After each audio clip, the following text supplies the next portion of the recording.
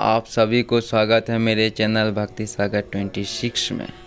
आज हम जानेंगे दैत्य गुरु शुक्राचार्य के बारे में।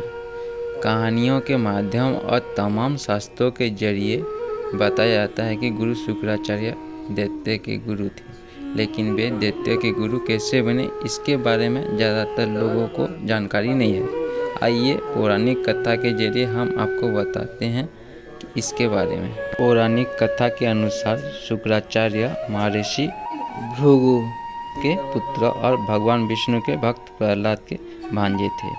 महर्षि भृगु की पहली पत्नी का नाम ख्याति था, जो उनके भाई दक्ष की कन्या थी।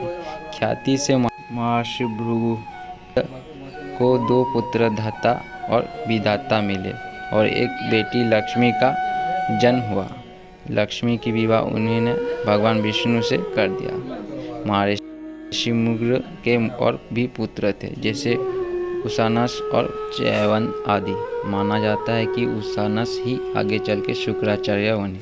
वही एक अन्य कथा के अनुसार शुक्राचार्य महर्षि भृगु मुग्र और हिरण्यकश्यप की पुत्री दिव्या के संतान थे। शुक्राचार्य का जन्म शुक्रवार को हुआ, इसीलिए इसका नाम शुक्र रखा था। जब शुक्र थोड़े से बड़े हुए तो उनको पिता ने उन्हें अग्र ऋषि के पास शिक्षा के लिए भेजा दिया। अग्र ऋषि ब्रह्मा के मानस पुत्र में सर्वश्रेष्ठ थे और उनके एक पुत्र बृहस्पति थे, जो बाद में देवों के गुरु बने।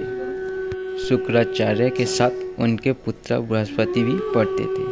माना जाता है कि शुक्राचार्य की बुद्धि बृहस्पति की तुलना से ज़्यादा कुशाग्र थी, लेकिन फिर भी बृहस्पति के अग्र ऋषि के पुत्र होने के बजाय उन्हें ज़्यादा अच्छी शिक्षा मिलती थी, जिसके चलते एक दिन शुक्राचार्य ईर्ष्यावश उस आश्रम को छोड़ के सनकादिक ऋषि और गौतम ऋषि से शिक्षा लेने लगे। शिक्षा पूर्ण होने के बाद जब शुक्राचार्य को पता चला कि बृहस्पति के देवों ने अपना गुरु नियुक्त किया है, तो उन्होंने भी ईर्ष्यावश दैत्यों के गुरु बनने की मन में ठान ली। लेकिन उनमें सबसे बड़ी बाधा दैत्यों की देवों का हाथों हमेशा मिलने वाली पराजय थी।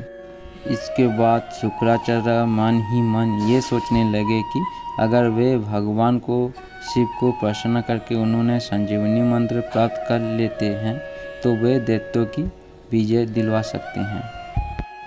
इसके बाद उन्होंने भगवान शिव की कठोर तपस्या शुरू कर दी। उधर देवों ने मौके का फायदा उठा के दैत्यों का संहार आरंभ कर दिया। शुक्राचार्य को तपस्या में जाने के दैत्य उनकी माता के शरण में चले गए। ख्याति ने दैत्यों को शरण दी और जो भी देवता दैत्यों को मारने आता वे उस मूर्छित कर देती या फिर अपनी शक्तियों से लकवा प्राप्त कर देती। ऐसे में दैत्यों बलशाली हो गए और धरती में पाप बढ़ने लगा।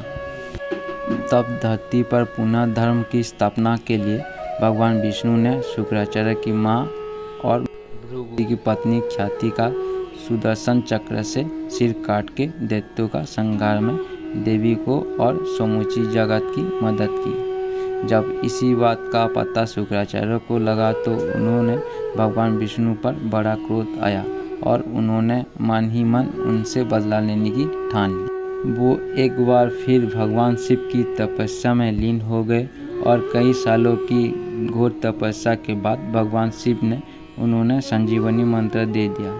फिर शुक्राचार्य ने दैत्यों के राज्यों को पुनः स्थापित कर अपनी मां की मृत्यु का बदला लिया। ऐसा माना जाता है कि तब से शुक्राचार्य और भगवान विष्णु एक दूसरे के शत्रु बन गए।